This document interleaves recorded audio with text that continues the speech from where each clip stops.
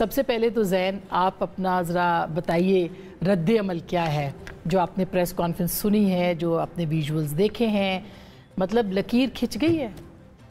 بسم اللہ الرحمن الرحیم. اسما سب سے پہلے تو آپ کا شکریہ ادا کروں گا، آپ نے پروگرام میں دعوت دی. پریس کانفرنس جو میں نے سنی ہے تعجب ہو رہا ہے مجھے تھوڑا سا، کیونکہ کہا جاتا ہے کہ پاک فوج جو ہے اس کی کوئی سیاسی مقاصد نہیں ہیں اور کسی وہ سیاست میں انوالو نہیں ہوتے. بٹ اگر آپ ڈسپیشنٹ ایک ویو لیں تو میرے سمجھنے میں پریس کانفرنس کی نہایت ہی پولیٹیسائز پریس کانفرنس تھی. بلکہ اگر میں یہ بھی کہوں تو شاید غلط نہیں ہوگا کہ ایک سیاسی جماعت کو نشانہ بنا کے پریس کانفرنس کی گئی ہے. آج اس پریس کانفرنس کی کیا ضرورت پیش آئی اس کا شاید وہ خود ہی بہتر جواب دے سکتے ہوں گے. But my point of view is کہ اس پریس کانفرنس کی آج کوئی ضرورت نہیں تھی. مگر میرے خیال ہے وہ جو فالس فلیگ آپریشن کی بات ہو رہی ہے کہ 9 مئی کو ایک جھوٹ بتایا گیا ہے لوگوں کو کہ ایسا کچھ نہیں ہوا تھا، اس کا پھر انہوں نے جواب تو دینا تھا. ایک موقف آ گیا پاکستان تحریک انصاف کا، ہم آج بھی کہتے ہیں کہ فالس فلیگ آپریشن تھا. ہم آج بھی کہتے ہیں کہ 9 مئی کے واقعات سے فائدہ تو پتہ نہیں کس کا ہوا ہوگا، نقصان پاکستان تحریک انصاف کا بہت زیادہ ہوا ہے. اور 9 مئی کی آڑ میں پاکستان تحریک انصاف کو نیست و نابود کرنے کا ایک بلینک چیک مل گیا. ہر سیاسی جماعت کو ہو سکتا ہے آپ کا یہ دعویٰ درست ہو، مگر جو ویڈیوز دکھائی گئی ان کی طرف سے شاید ہم بھی دکھائیں ابھی آپ کو تھوڑی دیر میں. میری عرض یہ ہے کہ ایک نیریٹو ہمارا آ گیا، ایک نیریٹو اب D G S P R نے بڑے کھل کے اپنا نیریٹو دے دیا. انہوں نے جیسے آپ نے فرمایا کہ ویڈیوز بھی دکھائی ہیں اور اپنی طرف سے شواہد بھی پیش کرنے کی کوشش کی ہے. میرے سمجھنے میں اس کا حل کیا؟ اب اس کا ہم ہر کام ٹو اینڈ کرتے ہیں نا، ہم نے اس سے حاصل کیا کرنا ہے. تو ہم نے اگر اس سے ایک فیکٹ فائنڈنگ مشن کرنی ہے، اگر ہم نے اس سے حقائق نکالنے ہیں اور ہم نے اس کا جو ہے کوئی سلوشن نکالنا ہے، تو وہ تو آج D G S P R صاحب نے خود کہا کہ جوڈیشل کمیشن بننا چاہیے. صحیح بات ہے صاحب، لیکن نہیں، انہوں نے کہا کمیشن بننا چاہیے، ساری باقی چیزوں کے اوپر بھی کمیشن بننا چاہیے، ورنہ انہوں نے کہا تحقیقات کی کوئی ضرورت نہیں کیونکہ ابہام نہیں ہے، ایویڈنسز موجود ہیں. اب میں اس پہ عرض کرتا ہوں، یہ تو کہیں نہیں لکھا نا کہ ایک ہی کمیشن بننا چاہیے. میری طرف سے اب 11 کمیشن بنا دیں. میری طرف سے 1947 سے لے کے آج تک ہر ایسا معاملہ جو آپ کو لگتا ہے کنٹروورشل اس پہ کمیشن بنا دیں.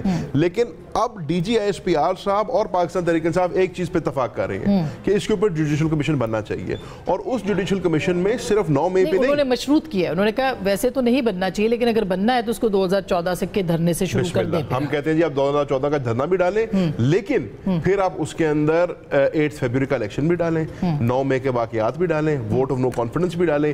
اور 9 مئی کے بعد میں عرض کروں، اور 9 مئی کے بعد سے آج تک جو بھی 7 مئی 2024 تک جو کچھ تحریک انصاف کے کارکنان کے ساتھ ہوا ہے، جس طریقے سے اس ملک میں آئین اور قانون کو پامال کیا گیا ہے، جس طریقے سے چار دیواری کو پامال کیا گیا ہے، جس طریقے سے ہمارے پاکستان کے شہریوں کے بیسک ہیومن رائٹس کو وائلیٹ کیا گیا ہے، وہ سب کو بھی اس میں شامل کریں تاکہ ایک ہولسٹک پکچر دنیا کے سامنے، ملک کے سامنے آئے. آپ کا پوائنٹ آف ویو آ گیا. میں بیگ صاحب پہ جانے سے پہلے میں کیونکہ ظاہر ہے آپ کا بھی ہمیں ایک پوائنٹ آف ویو چاہیے اس کے اوپر، لیکن مزمل صاحب آپ کو کیا لگتا ہے کہ یہ جو آج کی پریس کانفرنس تھی یہ ایسے ہی تھی یا اس کا کوئی اثر نہیں ہوا اور یہ واقعی اس پروپیگنڈے کے جواب میں تھی جو کہ فالس فلیگ آپریشن کے نام سے کچھ دنوں سے چل رہا ہے؟ خیال میں زین بھائی ایسے ہی اس کو اپنی طرف لے کے جا رہے ہیں.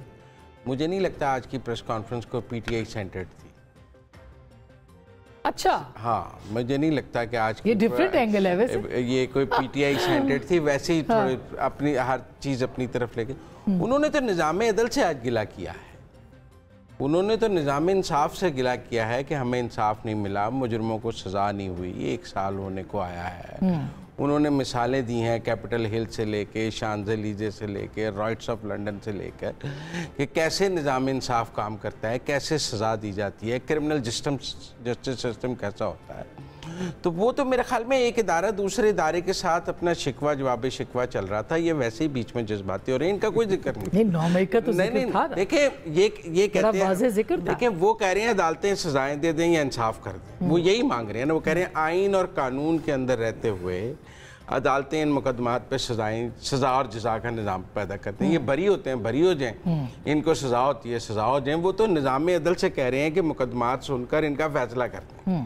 مجھے جو آج بات سمجھ آئی ہے کہ وہ یہ کہہ رہے ہیں کہ یہ تو ایک بات آپ کو سمجھ میں ہے، جو نہیں یہ دوسری بڑی بات بات ہے ہے یہ سمجھ وہ مجھے بتائیں نہیں نا بڑی بات تو یہی ہے کہ ہم نے بات چیت نہیں کرنی، وہ کہتے ہیں ہم نے بات چیت نہیں کرنی، ہم نے نیگوشیٹ انہوں نے کب کہا ایک منٹ، انہوں نے کبھی بھی نہیں کہا، انہوں نے کبھی بھی نہیں کہا، ان کی سٹینڈرڈ پوزیشن ہے یہ پچھلے سال سے 2 سالوں سے کہ ہم نے 9 مئی کے بعد کہ ہم نے بات چیت نہیں کرنی. یہ بھی کوئی نئی بات نہیں ہے کہ انہوں نے کہا ہم نے بات چیت نہیں کرنی، انہوں نے کہا ہم نے کرنی ہے. انہوں نے اس کے جواب میں کہا کہ جائیں سیاسی جماعتوں سے کر لیں، ہم سے نہ کریں. یہی بات ہے نا. ٹھیک ہے، انہوں نے آئین قانون کے مطابق بات کی کہ ہم سے کیوں بات کرتے ہو، جا کے سیاسی جماعتوں سے بات کرو.